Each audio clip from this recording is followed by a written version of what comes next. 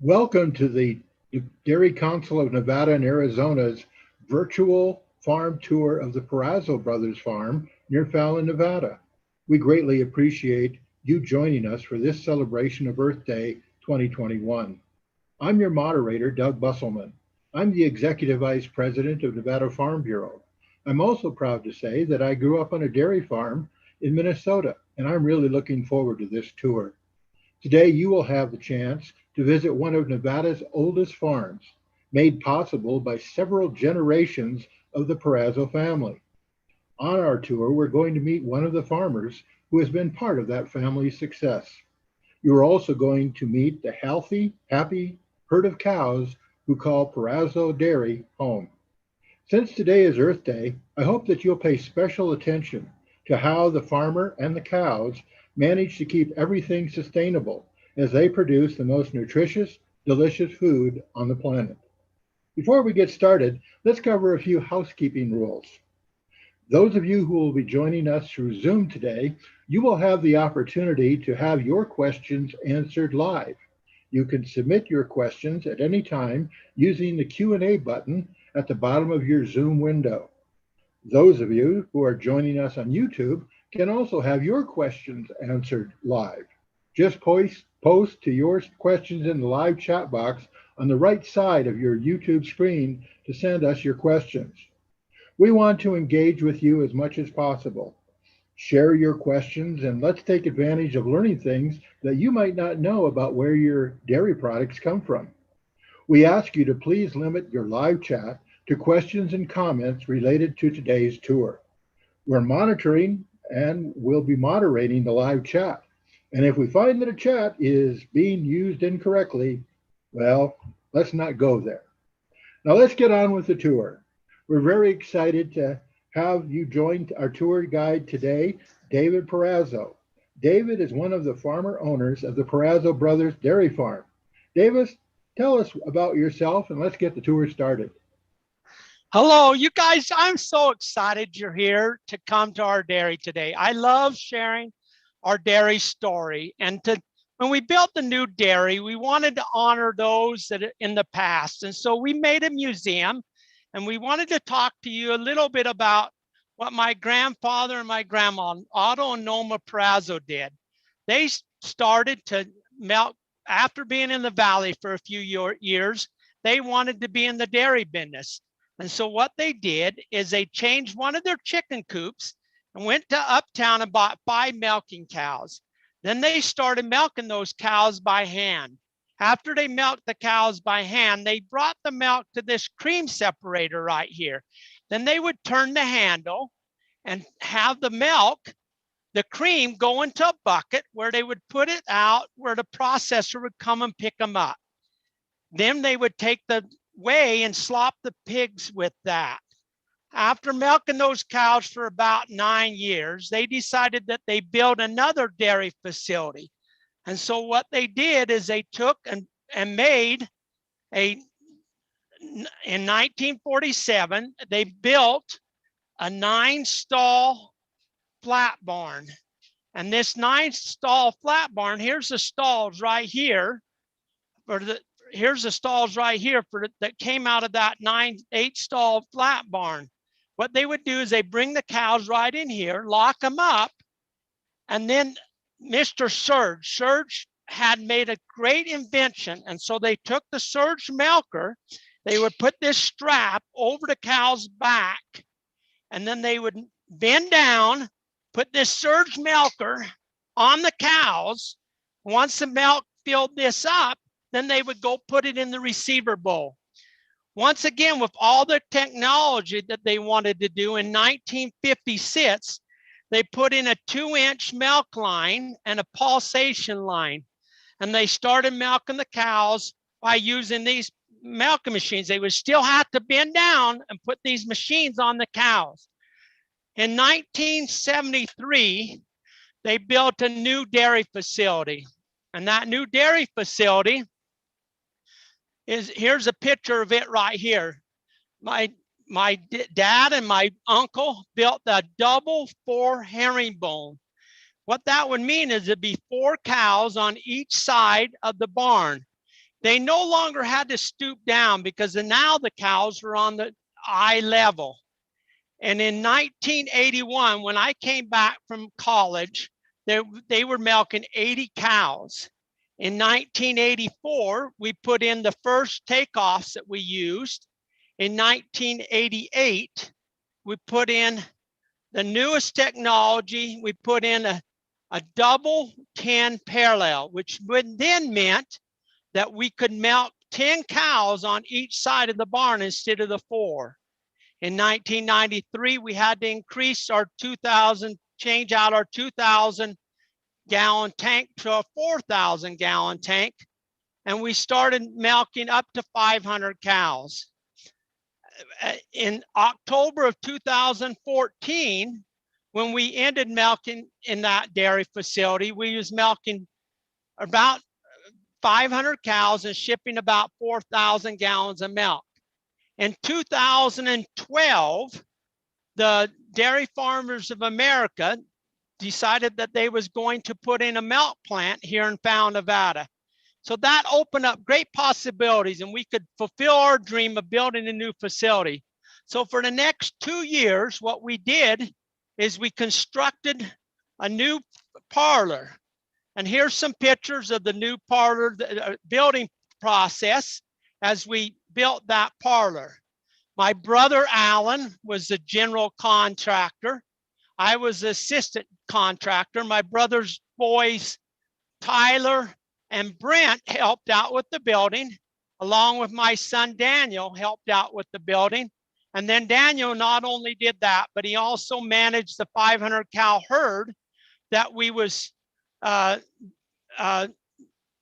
500 cow herd that we was still milking in the old barn. Here's a picture of the facility that you're visiting now that we built. And so we're really glad that through the years, what we did is we always increased in great technology in mind to keep the cows comfortable and keep our employees comfortable. Hey, you know what? I think it's time to go see the calves. Thanks, David, for your quick lesson on your family's farm.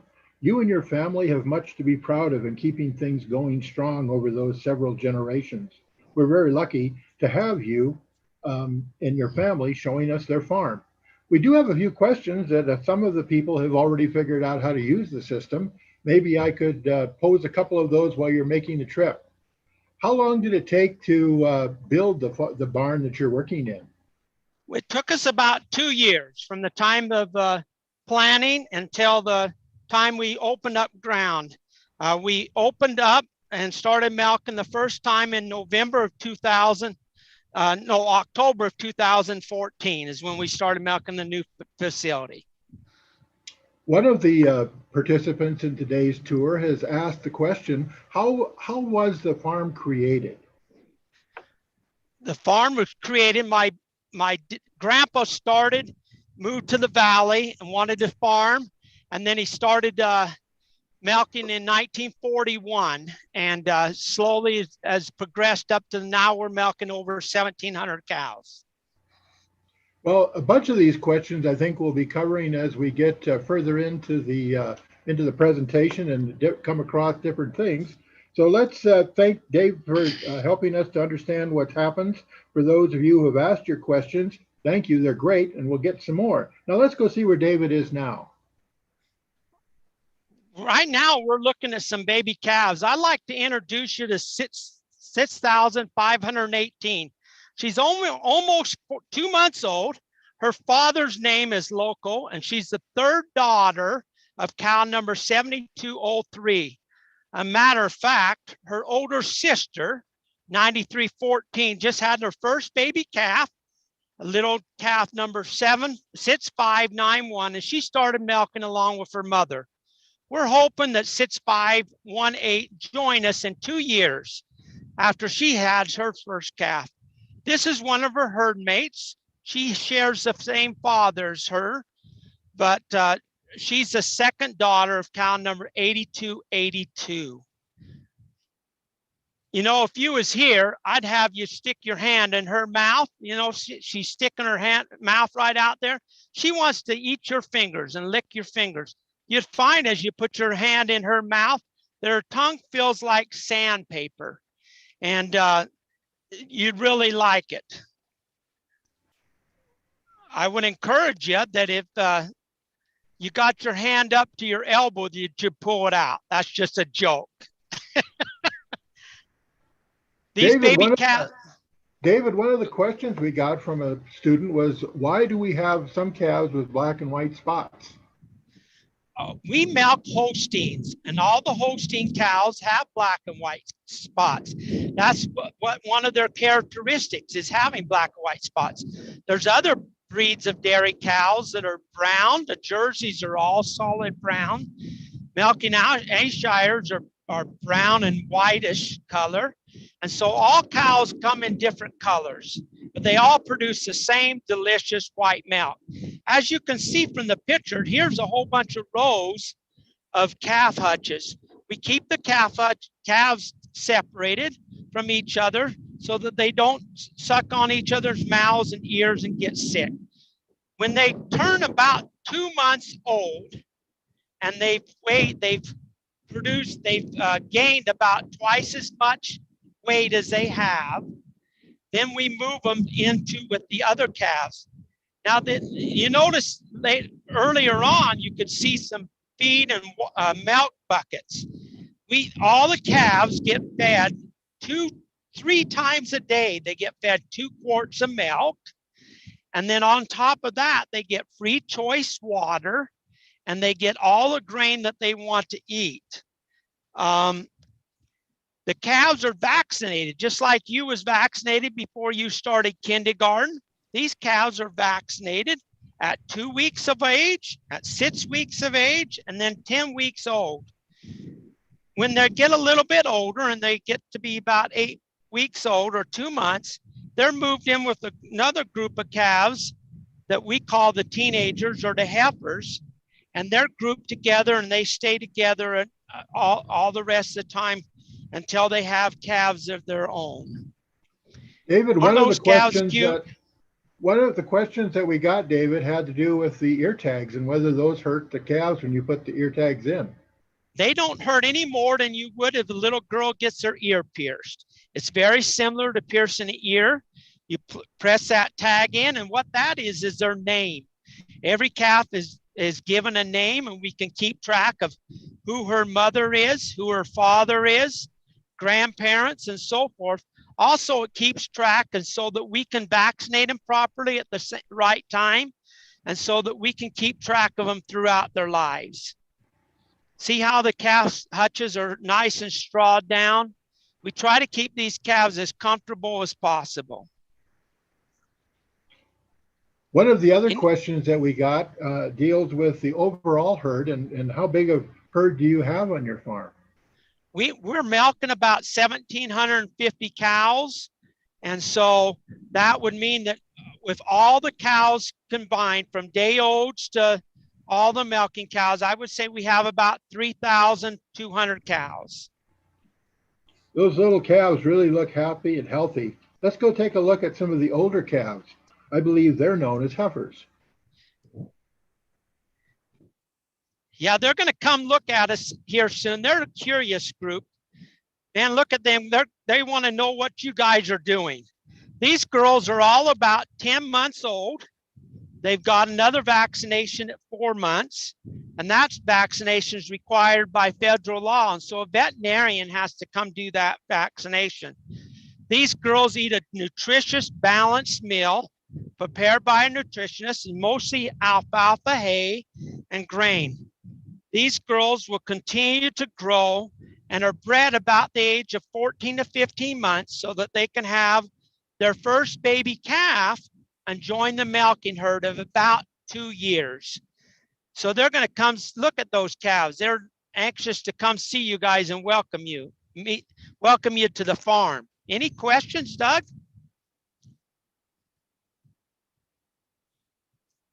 One of the questions that we received had to do with whether cows are okay with heat or how you deal with them to keep them cool.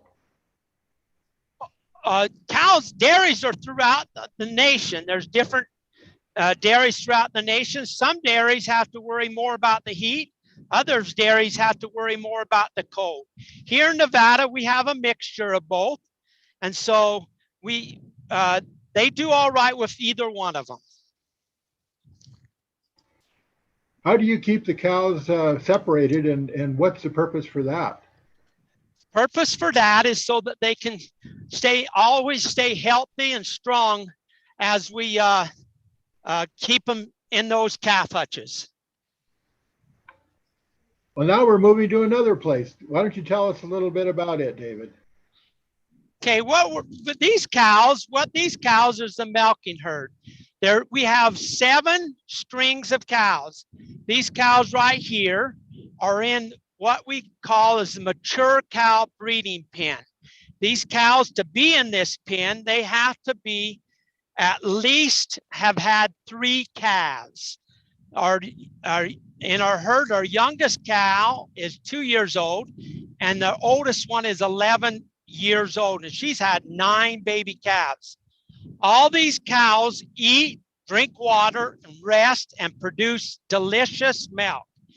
Each day, a cow will eat up between 105, 110 pounds of food and drink between 30 and 50 gallons of water.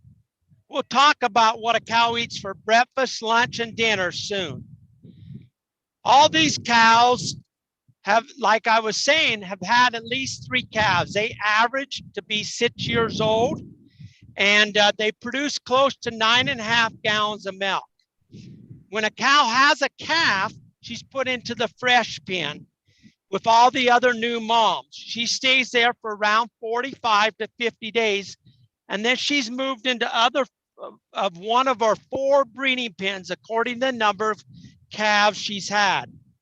Once a cow becomes pregnant, she's moved into another pen with all the pregnant cows. And the last group that they're moved into is a group where they are still milked, but are getting ready to have a baby calf. All cows get a 2-month vacation from being milked before they have another calf and they start milking again. You know what? Let's go see the milking parlor where the cow's milk is harvested. Any questions, Doug? Yes. How many cows or how many babies does a cow typically have? A typical cow has somewhere between 3 and 4 babies. And how old can a cow get?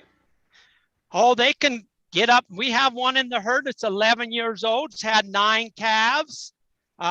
Typically, I would say they're probably about 8 to 9 years old. Do you have any bulls on the farm? We do not have any bulls on the farm. We artificially inseminate all our cows and heifers.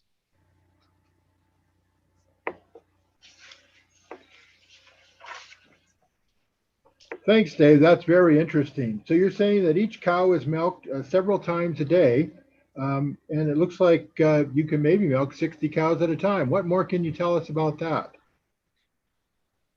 Well, I'm going to explain to you in the milking parlor here real soon.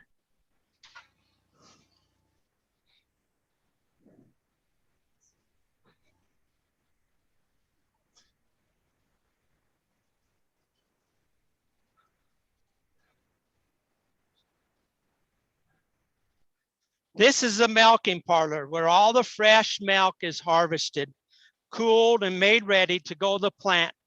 Packaging so it can go to you. The cows come in quietly into the parlor. They actually like being milked and line up to do this 3 times a day. They parallel park, so they come into the parlor, which means that they line up next to the cow next to them. This is a double 30 parallel barn, so it means there's 30 cows on each side of the barn. What you're seeing now is the cows from the front side as they're being milked from the back side. Please notice the cows chewing their cud because they're happy to be there, being milked. They're relaxed and hanging out with their friends.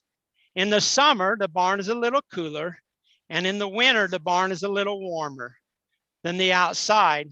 So it goes along with the cows are milked and they're comfortable.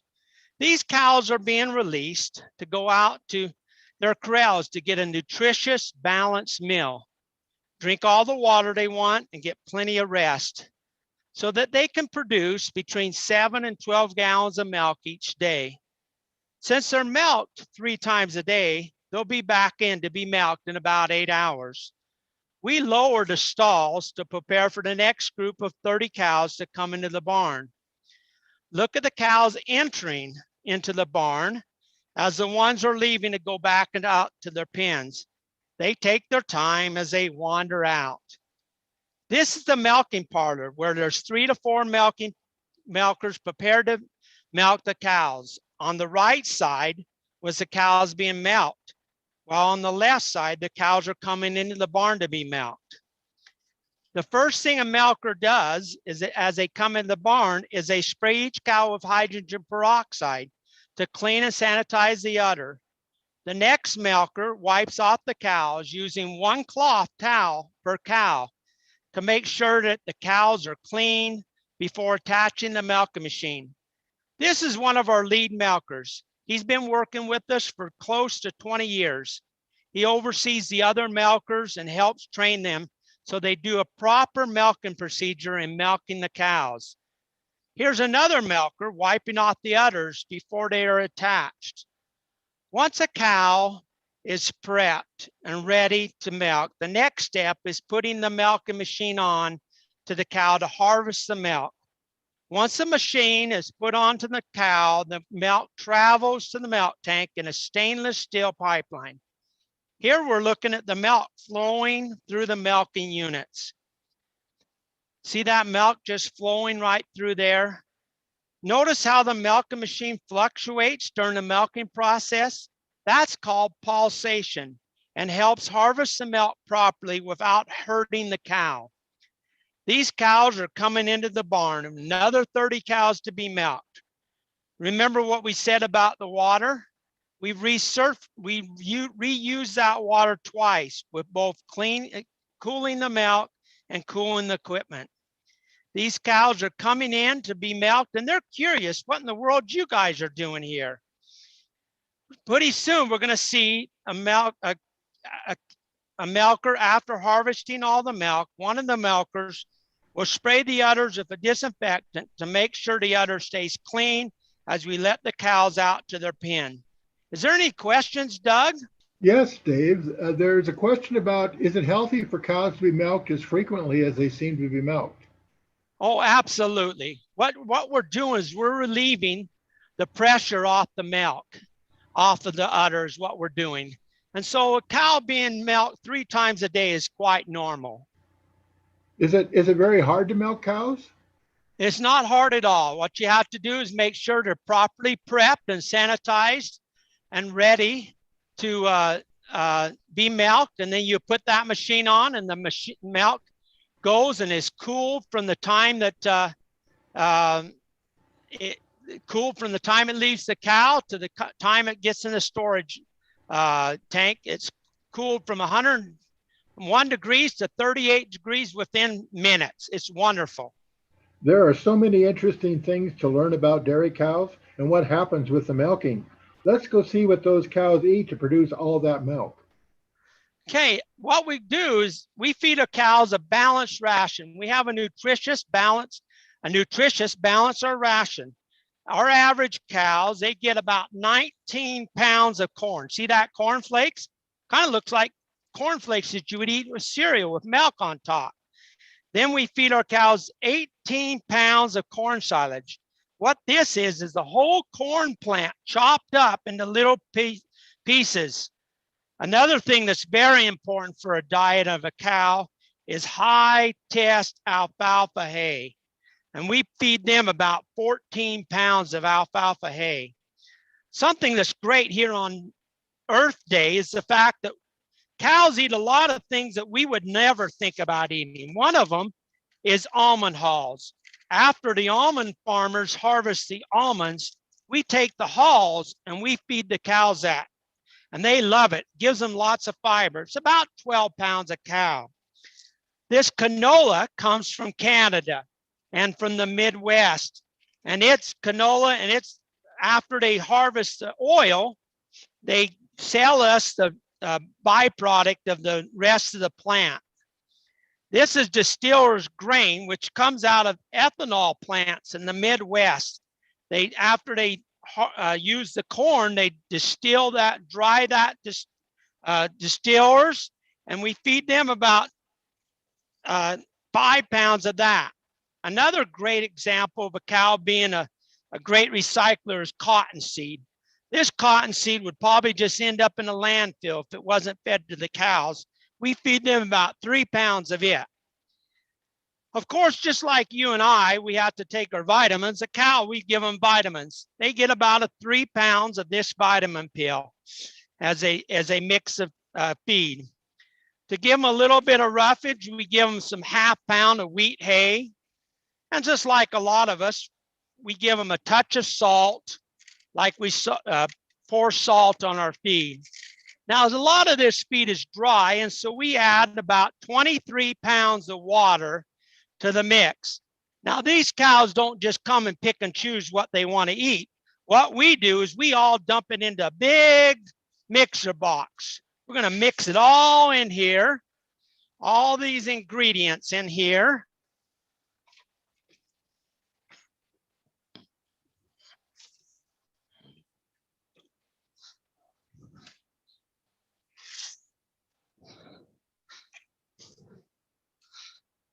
And what we do this is in a big old mixer box. We dump all those ingredients in there, the amount the nutritionist has told us to mix, and then we stir it all up. Stir it all up, and then this is what a cow gets for breakfast, lunch, and dinner. You can see the cornflakes in there. We can see the almond hulls in there and the canola and so forth. They love that for lunch and dinner, and we're sure glad they do because they produce a lot of milk for us, and that's wonderful so that milk can go to you and you can drink that milk morning and night. David, we've got a couple of minutes for some final questions. One of the questions that came up had to do with whether your cows make any chocolate milk. You know what? Our cows don't make any chocolate milk. What our cows do, just like every other cow, is they produce white milk. And then if you want chocolate milk, you add chocolate to it. If you want strawberry milk, you add strawberry to it. You know, the funny thing was I was asked that question. There's a great video on nevadamilk.com that answers that very same question, along with a lot of other questions that you might have. I would really encourage you and your parents to check out nevadamilk.com. There's some really great videos on there. And it tells the story of how milk gets from the farm to you. So I would really encourage you to do that. Any other questions? Well, let's just have one more question. You showed us all of the food that cows eat. Are people able to eat that same kind of food? Just the cornflakes is basically all. I don't think I'd want to eat some alfalfa hay or wheat hay. Well, that's one of the advantages then of the way we use cows to recycle things that we as people can't take advantage of. Absolutely. And that's so important here on Earth Day to remember that. Well, David, we want to thank you and for your time and for your tour of your farm. We also want to thank your crew and your cows for hosting us today. Remember, this video will be on the website of the nevadamilk.com. Pass the word if you have friends that couldn't be with us today. Thank you for joining us in celebrating Earth Day 2021. Have a great day.